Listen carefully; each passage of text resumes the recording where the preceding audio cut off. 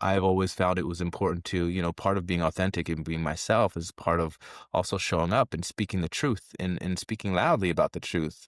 Um, you know, Change doesn't happen unless we tackle them head on, right? Mm. And my approach has never been one to call out people, but call people in for conversations, right? So, like, even during the beginning of the pandemic, that's where, I used my platform to really call in a lot of execs and leaders to have real candid conversations. Then I use LinkedIn as my platform to do that, right? Hey, what's up, everyone? Welcome back to another episode of Let's Talk Marketing with In-Depth Podcast. I'm your host, Nathan Webster, and I'm excited to chop it up with you today. Today, as you can see, I have a special guest, a guest I've been wanting to get on for about, I'm going to say a couple of years now. Damn, come Wel- on.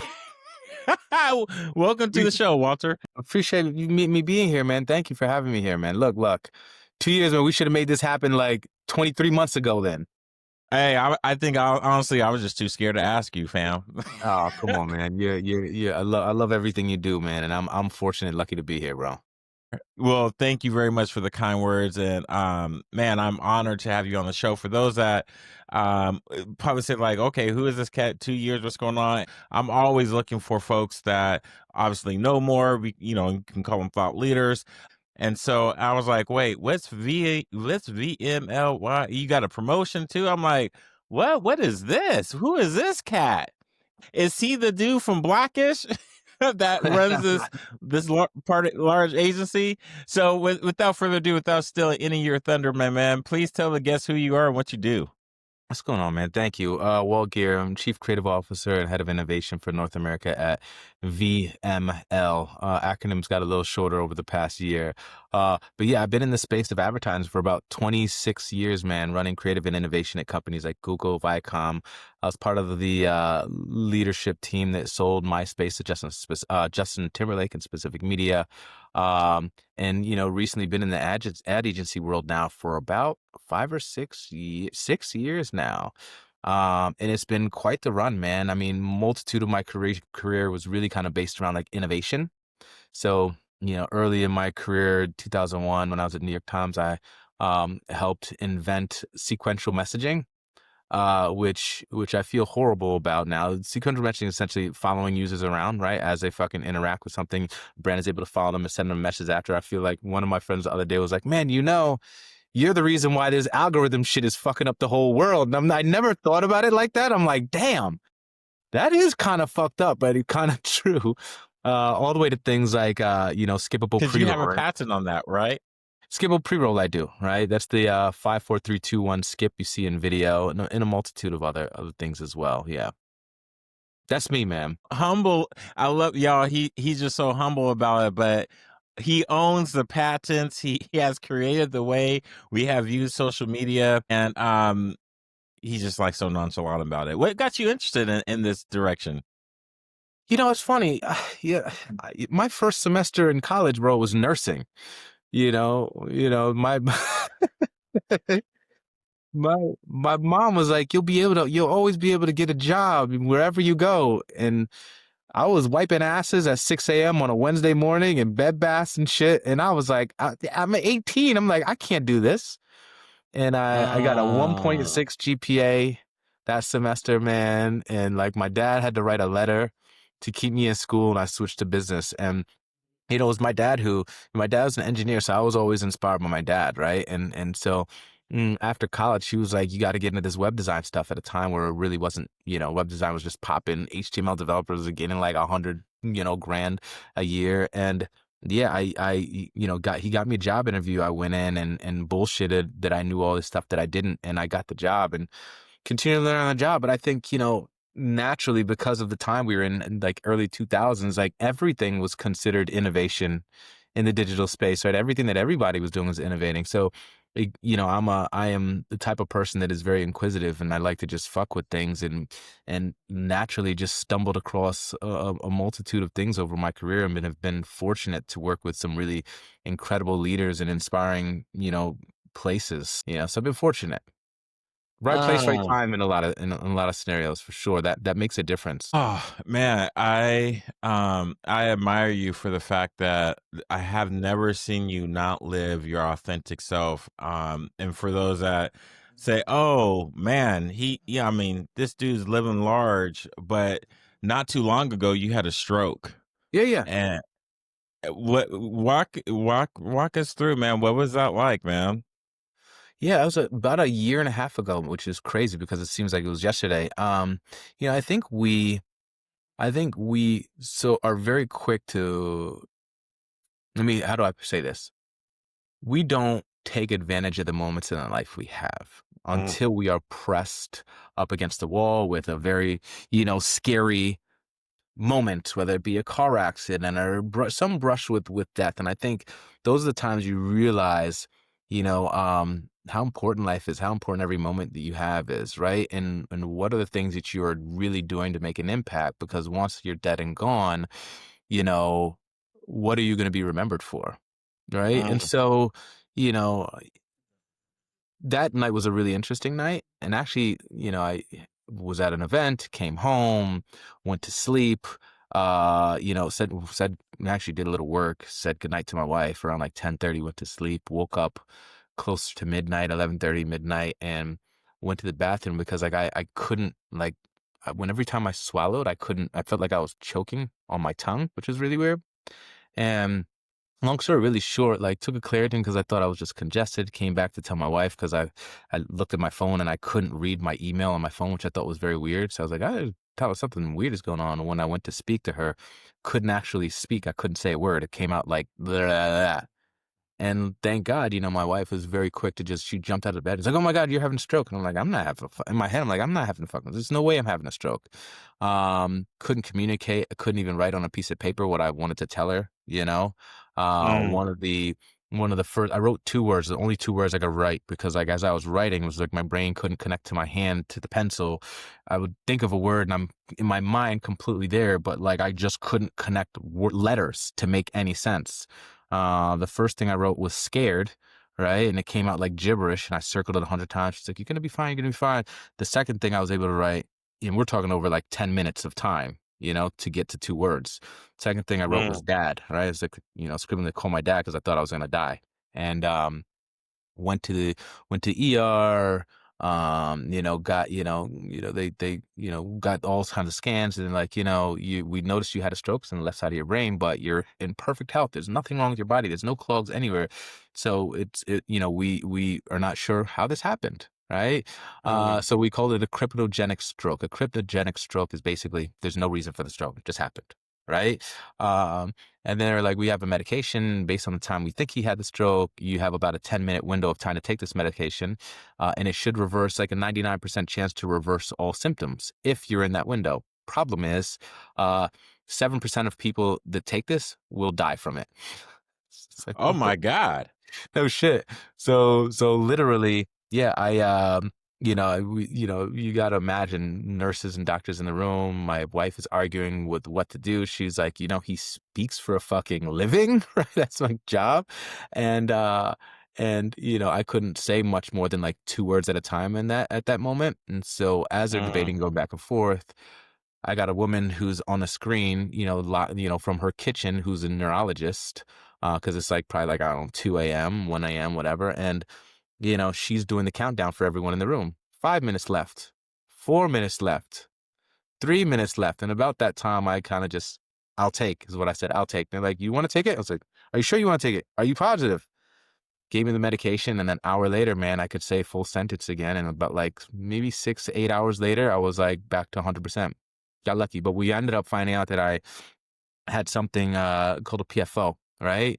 And what that is essentially in the center of every individual's heart, there's a flap. Before you're born, it's open. When you're born, you take your first breath, it collapses, but it sticks together like Velcro, right? And it separates the blood and everything on both the left side of your right side of your heart. So now, for 25% of people, so 1 in 4 people, that flap doesn't fully close. It's loose like this, right? And so what happens is when you strain, you go pick up an object, you pick up your child, weights, it opens fully. And then when you're not straining, it closes. And mm, so likely that that week I was in the gym like two times a day. Likely could have happened at that point of time. But what happens is we have blood clots or excuse me, not blood clot, a plaque that goes throughout your Right. whole body, right? Goes in the right side of your Right. heart, right side of your heart pumps it to your liver, cleans it out, you're fine. Happens to everybody. You're totally fine. Problem is now when that flap opens up, that plaque goes through one side of the heart and gets now down into the left side. The left side pumps blood to your brain. So that plaque got through, went up to my brain, clogged an Oh, artery, boom, caused a stroke. So one in four people one in four people are walking around with that problem and do not know it and won't know it until they have a massive heart attack or stroke. And it likely happened before the age of 50. oh, wow. Crazy, crazy. So I got lucky, man. Praise God, bro. Man, yeah, you have, well, obviously God has some work for you on this earth to do. Uh, Indeed. man, Indeed. A that's few a, jobs left. I got a few jobs left. yeah, you do. And, I know part of that was one of the things that, I already loved what you were doing before, but in that time, I started you did something with your daughters. I can't remember exactly what it was, but you said that you were gonna be there for her. Oh yeah. Yeah, I think it's, you when you have moments like this, it really kind of really stop to think about what's the shit that's really important and what's the things that are not important, right? And so for me, obviously, your child is like most important thing in your life, but I think what that moment did, and before prior to that too, I always had this kind of feeling of like I need it. What can I do in this space of advertising, and how can I use these hundreds of millions of dollars from these brands to make an impact on communities and do shit that really matters and create opportunity for other people that look like me. And I always said that because I knew that the importance of doing that, right? There's five or now, I think might be four black CCOs in a holding agency in the US, which is crazy. And there's a couple thousand of those jobs. But for me, it was always like, okay, well, like, because if I can make an impact on people around me, then that will trickle down to my daughter. But I think when you have moments like this, it's like, okay, how can you be more present? Right. And how can you ensure that you're doing everything in your fucking power to create those opportunities for your child? Because like we never know. Like I could be gone tomorrow. We never know. Like all this shit can be gone in an instant. And we don't often think about that. And so, the things that we think about is like, like the car we get, the wrist, the watch on my wrist, and like the award at next week's award show, and hoping I get that, and like all shit that means absolutely nothing, right? And so like the question I ask to people like, what are you doing to make an impact on the people around you? Because that's the shit that you're going to be remembered for. No one's going to get to your funeral and be like, well, but Walt really killed it. Like got that fucking a can award last week, and that was amazing. Like no one gives a shit about that when you're dead. You know what I'm saying? No, and that's how I found you for those that don't know. I mean, yeah, yeah, I'll give you a chance to explain it, but I remember seeing that you had your commercial go, and I'm not going to say your thunder. You can talk about it, but you had your commercial go on to the Super Bowl, and you were geeked about that. And so I just wanted to make sure that we talk about the priorities of Yeah, life, family, and everything before we get into the sure. professional accolades and accomplishments. So you go hard in the paint. I try to while I can.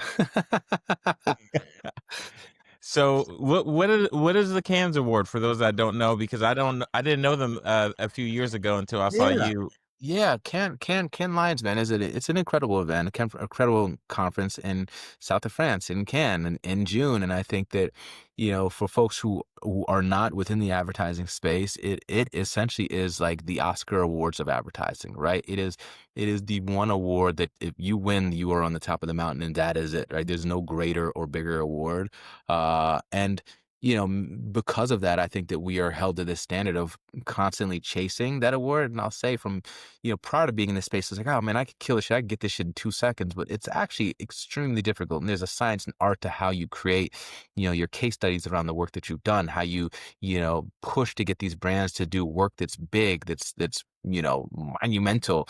It's a challenge. And so, yeah, I mean, every year, people gather, in June in the south of France, which is an incredible, stunning, beautiful place to be. I bet. And you will find, every leader from every, you know, agency, every brand, all within a 5, 6 block radius for a week. And it's a really beautiful place to be. Now, is that a place where you are working for leads, or is this a place where you're just going I to mean, have a yeah, good time? tons. No, I mean, I think it's all the above, right? Tons of business goes there. I mean, when you can walk into a bar and see every CEO across the spectrum of categories, and yeah, I mean, there's tons of opportunities, absolutely there. So it's business growth opportunities, but it's also a chance to kind of sit down and break bread with a multitude of people. And I think what's been beautiful too is seeing the amount of black and brown people there show up over the past Yes. like 4 or 5 years has really created a really incredible place to be seen and to see others within our community. And one of the things when you talk about black and brown is you do something very particular about black and brown in that space. Please talk about it. I mean, where do we start? I don't even know where we start here. But I That's mean, true. if we, That I did another thing. I think, look, reality is this, right? Given there's few black and brown, executives within the space, I've always found it important to hold people, hold brands, hold, corporations, whatever, accountable. I've always found it was important to, part of being authentic and being myself is part of also showing up and speaking the truth and speaking loudly about the truth. You know, change doesn't happen unless we tackle them head on, right? mm, And my approach has never been one to call out people, but call people in for conversations, right? So like even during the beginning of the pandemic, that's where, I used my platform to really call in a lot of execs and leaders to have real candid conversations. Then I use LinkedIn as my platform to do that, right? Talk about like, hey, what are you doing to create better space for other people, et cetera? What does that look like, et cetera? And why don't you come to my live on Instagram and we'll talk it? But because I have a large following on LinkedIn, it would create a large conversation and then perhaps press taps in and then press writes on a thing. And then people were pressed to have those conversations. And so it was interesting. I had conversations with Mark Pritchard, global CMO of P&G about that. And on that conversation, what was wildly interesting is he admitted on that call to being Mexican.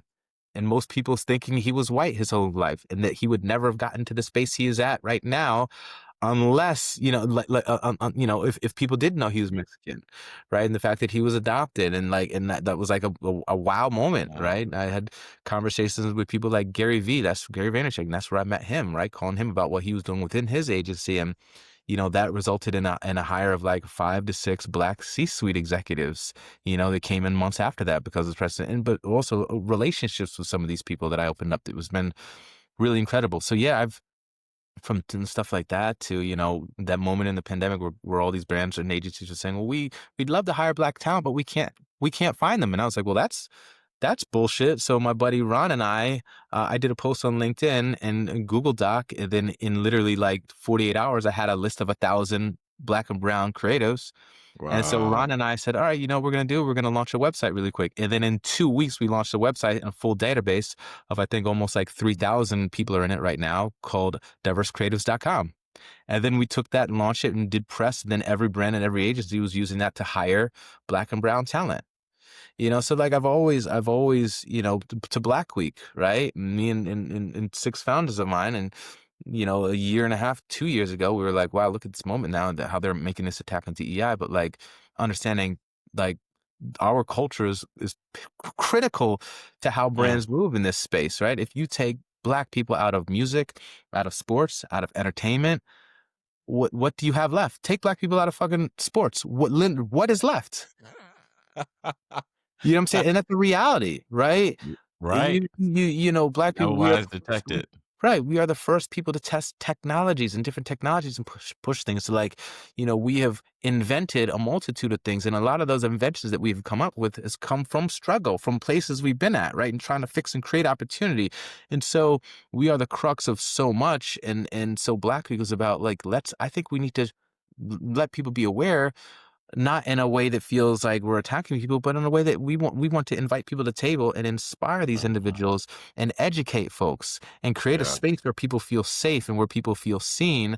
And because of that, now we're into year 2. It's been wildly successful. This year we had almost like 3,000 attendees, or excuse me, almost 2,000 attendees showed up this year. We have like almost all of our celebrities who show up are donating their time. Like, no, we understand that this is more than a conference. This is a movement, So Mm, like people like Keenan Thompson was like, bro, like, nah, you don't gotta pay me. I'm showing up. Like, can I get you a car? He's like, I don't even need a car. I'll drive myself there. wow. So it's been, it's my thing has always been like, how do we create, opportunity for people that are less fortunate or people who don't have those opportunities already given to them on a silver platter. Man, I didn't even think about this, but some of what you're talking about is I'm sad where we don't get part two as Black AF. Yeah. Um, and I think it was, I talked to, I was just having conversations, just like, why do we have to apologize for being black, but be have to apologize, but we, not apologizing, but why do we have to always have to make sure people are okay? I mean, like you said, you don't call them out, you call them in and say, hey, look, we doing our own thing over here, but I just real quick with Black AF. Uh, Tell me what you think about that show. I mean, look, I'll be honest with you. I watch a lot of it. Oh, you haven't seen it. No, I'm not gonna lie, because I'm not gonna sit here and start bullshitting you, man. Oh man. Um, okay, I just found out about it about wait, 3 months ago. It's Okay, Kenyon see, Burris. okay. I know Kenyon the Bur- show, but I know the show. I haven't watched it Okay. though. I'm done. All right. Well, I won't spoil it for you. Check it out. But basically a lot of it is he's going through probably some of the things that you go through. He's one of the one of the only person in this industry that's at the top. And of course at the top there's I mean even the Waynans, they just said this not too long ago, how like there's not a lot of black and brown people that look like us when we go into these rooms, and you want to bring people up, but then um what is Eddie Murphy said about what's his name, John Witherspoon. He's like, no, we're not doing Boomerang without John Witherspoon, and no, he didn't have a part, but we're going to create one. He's going to crush it. And I Mm, think if it wasn't for those opportunities, you doing Black Week, you doing the work, how else are we going to get the opportunity to shine? yeah, yeah, yeah. It's a. I don't. This is me being candid, right? I think that we haven't done enough in our community to help one another, right? And it's a very much so crabs in a barrel type of mentality. And I think Yeah. it's been a learned mentality since slavery, since house niggas and field niggas, right? And so I think it's a very real thing, and it's unfortunate, right? There are communities that do so much, and I'm not going to go start labeling food. So there are communities that do so much for each other, and I don't think we do enough, right? And so part of, again, what I do is, and everything that I do is, it's about creating opportunity, right? And I also understand like the importance of, like, if I fail, then that makes it harder for the next person. Right? So there's Right. a whole different level there of, and I don't want to call it burden, but like a whole different level of pressure, I'll say, right? To ensuring I succeed so others can make it in. So it's a challenge, man. I think that we as a whole need to do more for each other and create opportunity for each other, and understanding that, it's important that we send the elevator back down. Yeah, today as we're talking, it's the Marine Corps birthday. I was very blessed to have a black sergeant major. There was a time in my Marine Corps career where I guarded nuclear weapons, and you always had to wear your badge. You had a badge for outside, what we call the limited area, and then you go into the limited area, and you got a pink badge versus the white badge. And on my white badge, um, someone wrote Niger.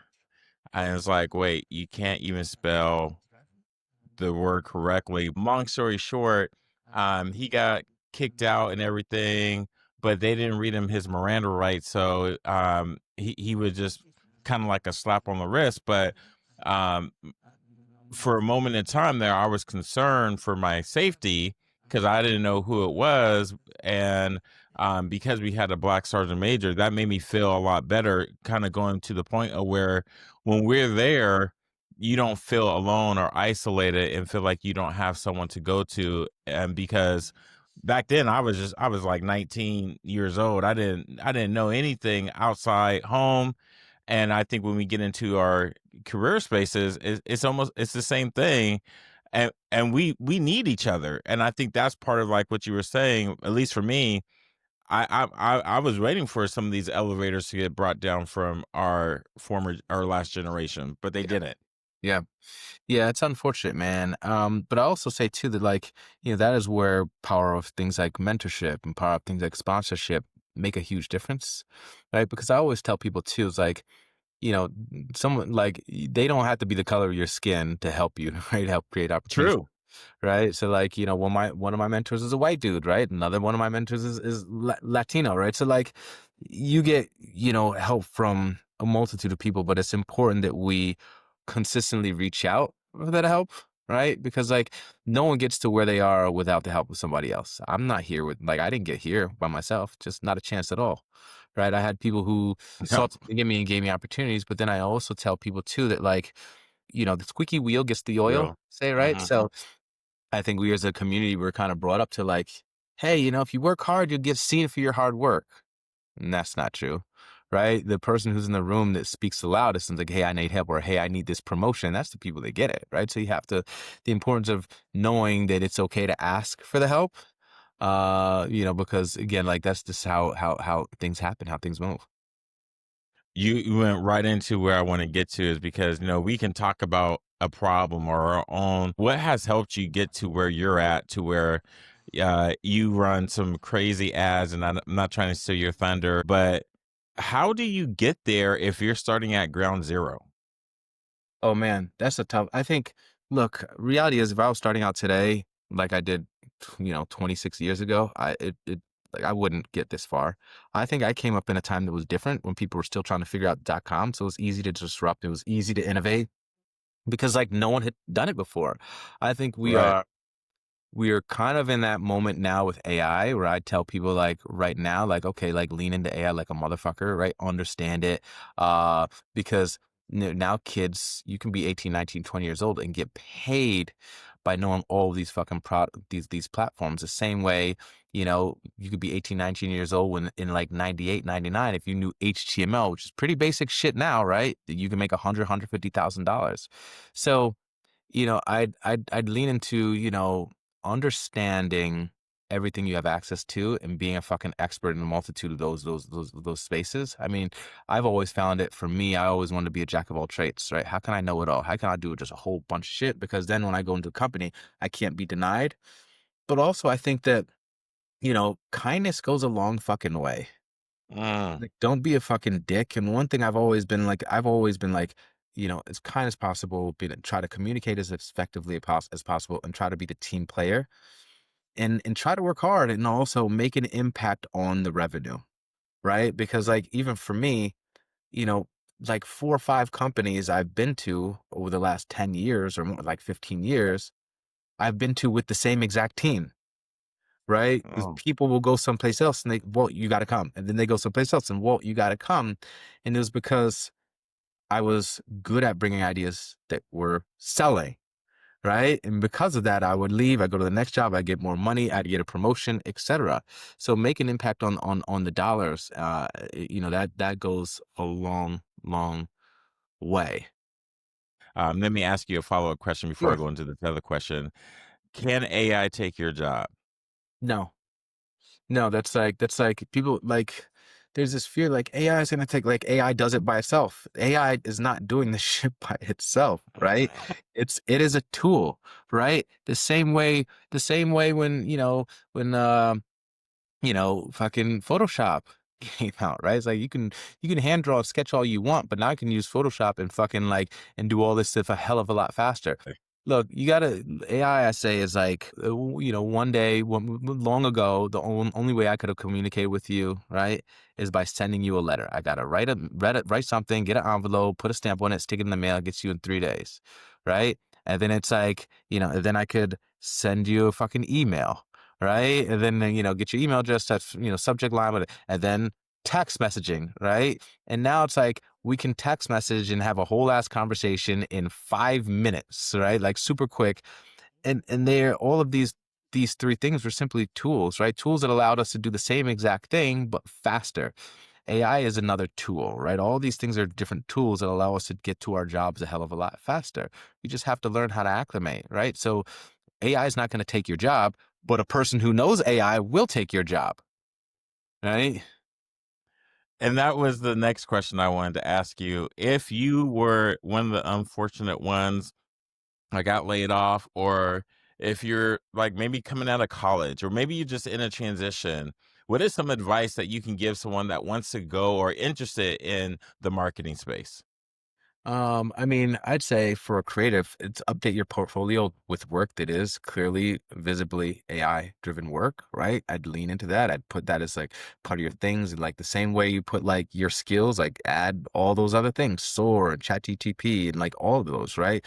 Um, I think that that's one thing, right? You have to just know that because also reality is a lot of entry level jobs are at risk now. Because like reality is, if you're an entry level strategist, right, you're gonna like if I, my strategist, I lean in my strategist to give me insights into the work that I'm doing, right? I can't do my work without a strategist. But if you're telling me I gotta sit down and have an email meeting with you for 30 minutes to tell you about what I want, and then you're going to take a week to then come back to get to then brief me on all these insights, and I can do it in whatever ChatGTP in 10 minutes. You know what I mean? It is, try to lean into those tools as much as possible to allow you to grow your expertise and whatnot. I'd say, relationships are a huge thing. On LinkedIn, you can go and apply for a job in 45 seconds. I see a job, I press submit, I'm done, I'm on to the next one. Submit like 10 jobs in like 10 minutes. Problem is it's easy for everyone to do that, right? And so like people are now getting, hundreds and hundreds of resumes a day. And Mm, reality is they're using AI to then scan those resumes and look for different keywords.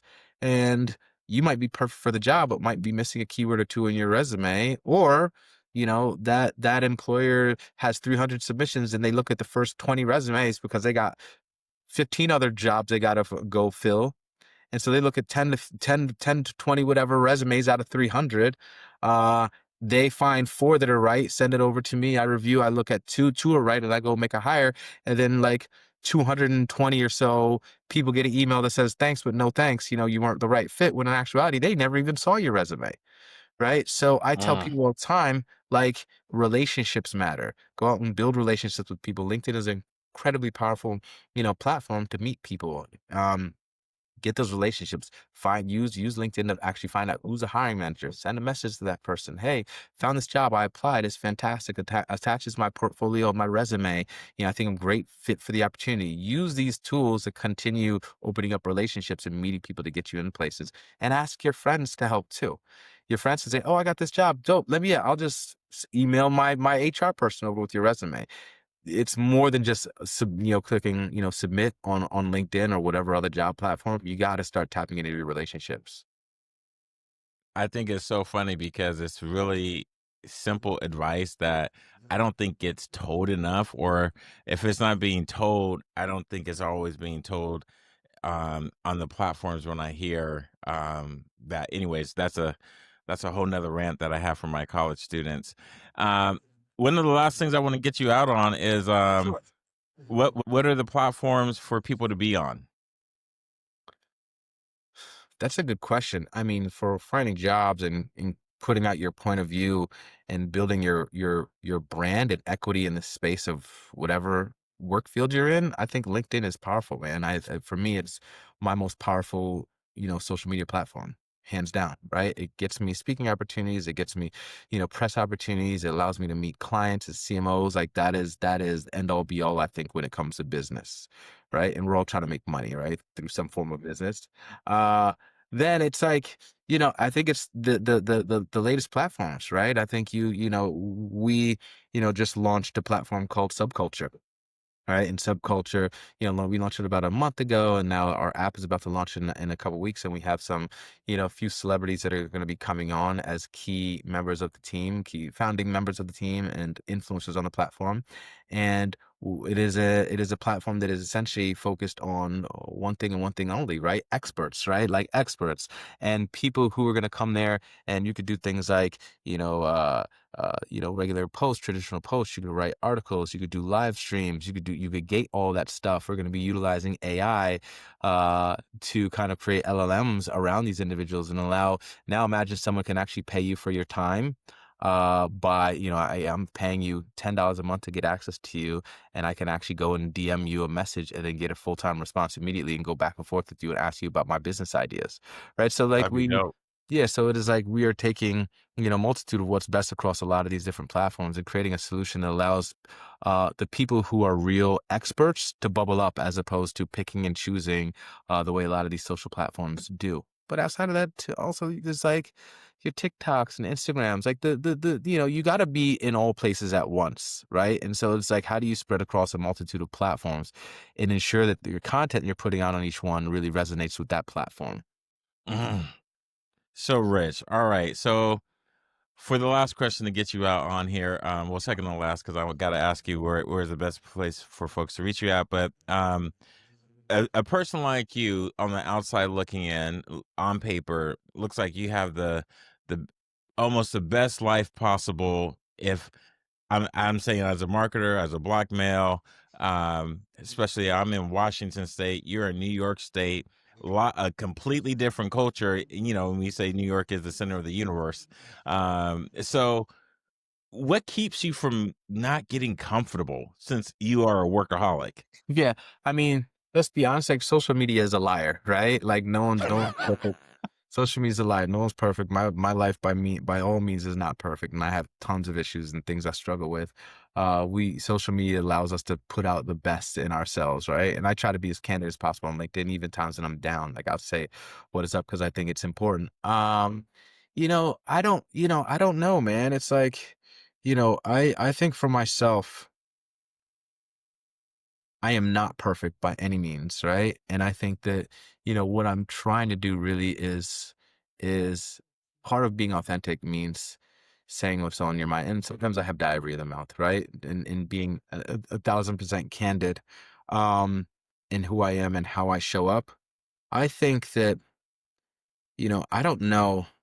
I don't know what I want in this life outside of creating opportunity for others, right? Because we talked about, what you want when people say to when you pass or whatnot. I think, when that day should come, I want people to be able to say like, oh, he inspired me to do this thing, or he, helped me do this thing or build this thing, and it gave me the opportunity, whatever, right? But I think that as a whole, man, my focus today is really, you know, helping others, right? Helping others and creating opportunity for others. I've come a long way in my career, and I've never ever would have imagined to be where I am now. I've never imagined being able to, fucking last week I'm like eating lunch with fucking Don Lemon, right? Like shit like that is very surreal and mind blowing to me. Because even a year ago, if you say, "Oh, this is tables you're going to hold," I'd never believe you. But I think that when you move with intention, great things can happen, right? And so, you know, I look at myself and say that like I've succeeded because of the relationships I've had. I've succeeded because of the push and drive that I've had, but I've done that because I've been around other people who've brought me around the way, and I sit at tables with other people who have done what I want to do and where and gone where I want to go, and that inspires the shit out of me to want to be able to do more and build more and go on as far as I can go, right? So I don't, and also too, I want to say, I think people measure success differently, right? Everyone measures success differently. And I Mhm. think the ultimate measure of success should be, what you leave behind for others. Right. And Mm. my wish and hope for myself is that like, continue to be as healthy as possible, live a happy life and be able to do the things that I enjoy with the people that I love, and so, again, I don't find myself to be this great, successful, whatever achiever, whatnot. I just look at someone who's been fortunate to have the opportunity to do some of the things that I enjoy to do with people who have been incredibly inspiring and incredible leaders and at organizations that have helped, raise my level to a different level because again, like even this past 6 years, VML most certainly benefits from my platform, but I've also benefited from theirs, being at the largest creative agency in the world, right? I'm popping all this shit on fucking LinkedIn, and then being at an agency like this has helped validate me and the things that I say. So it goes both ways. I don't know that I totally answered your fucking question because I went on a fucking rant there. No, I think it's important. No, you did. No, all the things that you said, first and foremost, in your humility, there's so much gratitude, Mhm. and your authenticity, is real because that's how I started to follow you. I'm like, wait, is this cat really real? Or so, I appreciate the advice that you gave too, because I think a lot of folks, like you said, if you was to start today, you couldn't do it, and I think too many of the time, especially at the college level, my peers say, well, this is what I did and worked for me. You should do this. I'm like, no, don't do that. That's not going to work. We're in a Yeah. different era. Yeah, it's a different time, man, different place. It's a challenge, and we have to keep up with technologies on a level that we just have not seen before. I mean, this AI shit has been fucking exploding like 16, 18 months. It's totally different from where things were. And so, yeah, I mean, you got to be inquisitive. You got to push. And I continue to say, like, surround yourself with people who are smarter than you, people who are better than you, excuse me. And because, like, that is the shit that will inspire you to be better. Like, my parents used to always say when I was growing up, man, birds of a feather flock together. Right. And Facts. it's so true. Right. Who you surround yourself with is who you will be. So if they want to reach out to you, what's the best way to reach out to you, Walter? I mean, happy to hit me on LinkedIn. I'm always there. Instagram is another one there at Third Gears, 3RDGEERS. Okay. And I say this is the last question I want to get us out on, Sure, sure. because I'm in some ways I'm just gonna say in little Podunk, Washington. I know we got Amazon here, but that's a whole nother story. But I see this as the end of the W-2 era, and we're going to a W-9 era. I think the lifespan of employees, I think we'll all, there would be employees, but I think we're now going to where everyone has to be an entrepreneur, which is why I say be you and authentically. Like, if you're not creating something, then I think you're not living your best life. So you have created, here's the question, because you've created beau crazy commercials, and I love the Kid and Play commercial that ended up on the Super Bowl.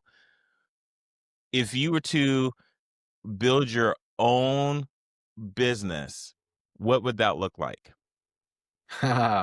We'll see. All right. No, I mean, yeah, we'll get there. I think we'll get there. I think we will get there. I think I'm in a point in my career where those are all questions and things that I think about, right? I'm as 48 now I am now. So if I get like 15 good years left, I want to make sure that I'm doing it, in a way that matters, right? And I think that oftentimes we don't like we're quick to think about salary and like in how much hundreds of thousands can I make, and real power is in equity, Mm, right? And the only way to get that, I've seen one thing I've most certainly seen in the past few years from close friends of mine: you're not gonna get rich working for somebody else, right? And you're just not. You can make a lot of money, but you're not, right? Unless you get in one of these unicorns and it's crazy. One of first Facebook hired all these fucking folks from Open AI, right? Like, but oh, getting those is hard, right? There's like lottery picks, and you never know. So yeah, now more so than ever is the time because with all these companies that are now consolidating and breaking off pieces of the company and selling it, like it used to be 15 to 20 years ago, 10 years ago, that um, safety was being safe was working in a corporate company, but that's now no longer the case. It is no longer the case. So what you're seeing a lot of the younger generation doing is like, well, safety is in building my own thing because I can actually pilot my own ship and I don't have to answer to anybody other than myself. So we are entering the era, yes, of 1099s, right? Now, and so everyone is an entrepreneur, and now these AI tools allow you to fucking do 3 and 4 and 5 jobs and allow you to kinda go out and build your own thing. So now more so than ever is a time where, yeah, I think corporations should be worried. Corporations should be thinking about, how do I actually make my employees feel safer and more secure to create opportunity for them to want to stick around? Because everybody knows that the only people at a corporate company that are getting paid are the couple on the top. So everybody's working Preach. hard 9 to 5s to get somebody else rich and thinking now, why can't I go and do that and make my own money? Right. Right. Right. I just want to put it out there because I think so many times people think like they are going to get rich by going and get a big position. Like you have a very big position, yet I'm seeing for my kids, and I'm passing this on. One of the beautiful things about this podcast and these videos, even though my daughter would say like, Dad, this is so boring, I at least want to document it to say, baby, you going to work for yourself and you being who you are, authentically yourself, unapologetically you not trying to force yourself to be somebody you're not. You're going to find your best form of happiness there and be who God created you to be because he didn't create junk. Yep, yep, absolutely. I love it, man. I love it. Well, I appreciate your time, even though we're way over the time of the No, it's traditional. fun, man. I enjoy it. I can go on for another hour. Shit. It's good. Make sure, for those that haven't, make sure you check Walter out. I'm going to put in his information. As you can see, he's very gracious with his time when homie doesn't have a lot of time. So we're not going to go for another hour. But this is the graciousness. This is the humbleness. This is the humility. This is the gratitude that I'm saying how we're on separate parts of the country right now. And look, he is a giving. So that's another thing that I just want to say for those that are like looking for like a hack, like he just said, being kind is one of them. So Walter, thanks again for coming on the show, my man. Appreciate you, bro. Thank you for having me, man. Absolutely. Y'all heard it first here at Let's Talk Marketing with NDub. I wish y'all nothing but the best. So dream big and Godspeed. We're out.